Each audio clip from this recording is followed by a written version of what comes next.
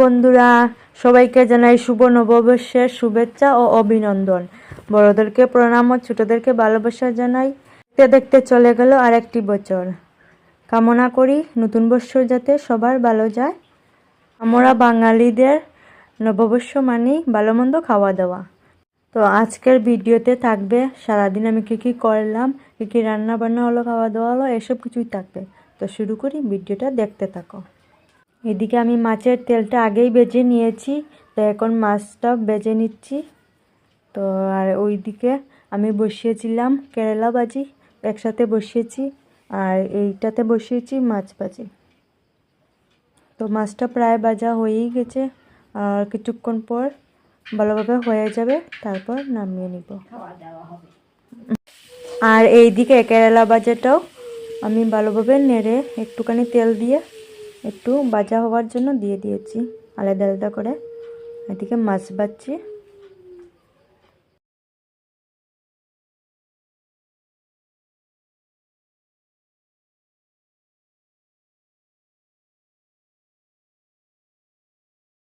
মাছ ভাজাতে আরও একটুখানি তেল দিয়ে দিলাম ভালোভাবে ভাজা হওয়ার জন্য। তো কিছুক্ষণ পর মাছটা ভালোভাবে ভাজা হয়ে গেছে, কালারটাও এসে গেছে। তো আমি এখন নামিয়ে নিব। আর ওই দিকটায় মা বসিয়েছেন কাঁঠালের বিচি দিয়ে শাক হবে আজকে। তো বিচিটা সিদ্ধ করতে হবে, আর সাথে রয়েছে রসুন, কাঁচা লঙ্কা আর লবণ দিয়ে শুধু শাকটা হবে কাঁঠালের বীজ দিয়ে। তো মাছ ভাজা নামিয়ে আর একবার দিয়ে দিয়েছি মাছ ভাজার জন্য।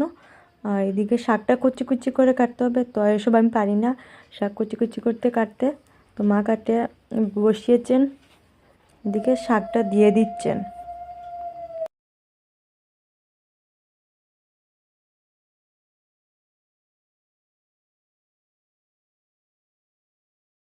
কিছুক্ষণ পর শাকটা ভালোভাবে নেড়ে শাকটা হয়ে গেছে প্রায়, তারপর নামিয়ে নিলাম। তো আজকে হবে আলু দিয়ে মাছ দিয়ে পাতলা একটা ঝোল। তো আমি বসিয়ে দিলাম 5 ফোড়ন, আর সাথে দিয়েছি তেজপাতা দুটো। তো আমি দিয়ে দিয়েছি আলুগুলো, এবার দিয়ে দিলাম লবণ, তারপর দিয়ে দেবো হলুদ গুঁড়ো, আর গুঁড়োমরিচটা আমি পরে দেবো কিছুটা ভাজা হবার পর। তো এখন কিছুক্ষণের জন্য ডেকে নিব। তো তারপর ঢাকনাটা তুলে দেখি ভাজাটা হয়ে গেছে, তো গুঁড়োমরিচটা দিয়ে দিচ্ছি। তারপর কিছুক্ষণ নাড়িয়ে এটাকে ভাজার জন্য একটু একটুভাবে আলাদা করে দিয়ে দেব। আর ভালোভাবে ভাজা হয়ে যাওয়ার পর ঝোল দিয়ে দেব। তো ওইদিকে আমি ঝোল দিয়ে দিয়েছি, ভালোভাবে উঠতে যাচ্ছে এখন। তো এখন মাছটাও দিয়ে দেব।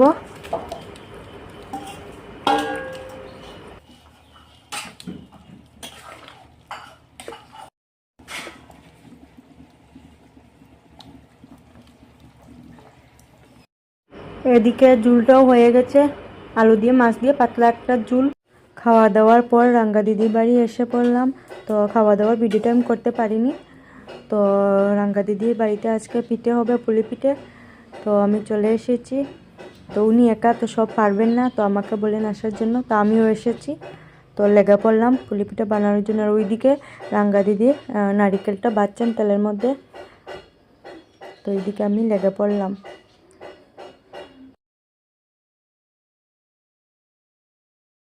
এখনকার দিনে তো মেশিন বেরিয়ে গেছে, তো আমরা হাত দিয়েই বানাই। তো বানাচ্ছি দেখুন। তো আমার পিঠে বানাতে বেশ সুন্দর, ভালোভাবে হয় না, সুন্দরও হয় না, যতটুকুই পারি আর কি চেষ্টা করি।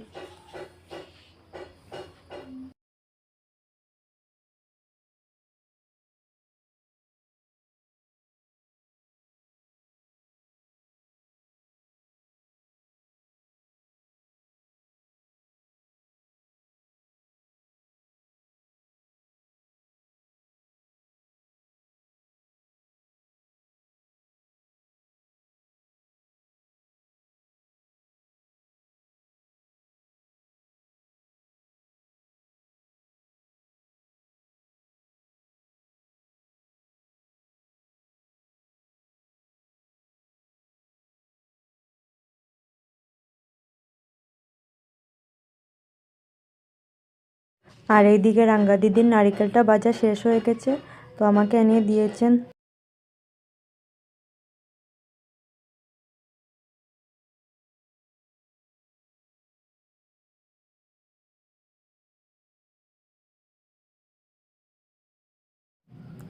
তারপর রাঙ্গা দিদি রুটিটা বলছেন আর আমি ফুলি পিঠেগুলো বানাবো, শাঁস তুলবো হাতের সাহায্যে। তো আমরা মেশিন দিয়ে এসব বানাই না, হাত দিয়েই বানাই সবসময়। তো তোমরা দেখতে থাকো।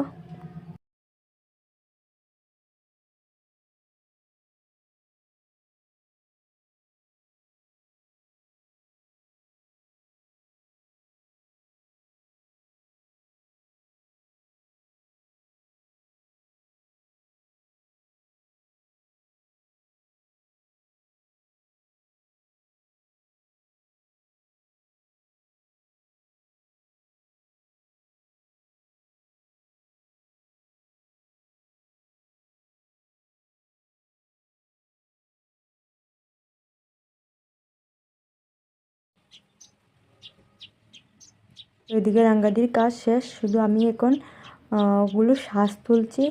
তো এখন রাঙ্গা দিদি নারিকেলটা তেলের মধ্যে ভাজবেন। তো আমি এগুলো যেগুলো রয়েছে দু কয়েকটি, তো ওগুলো আমি শ্বাস তুলব।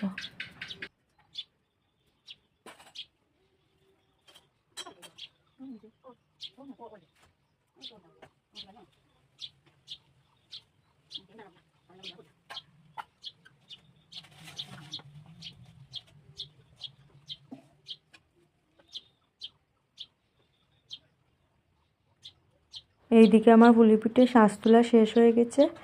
তারপর সবগুলো গুছিয়ে এদিকে আমি ঝাড়ু দিতে লেগে পড়েছি।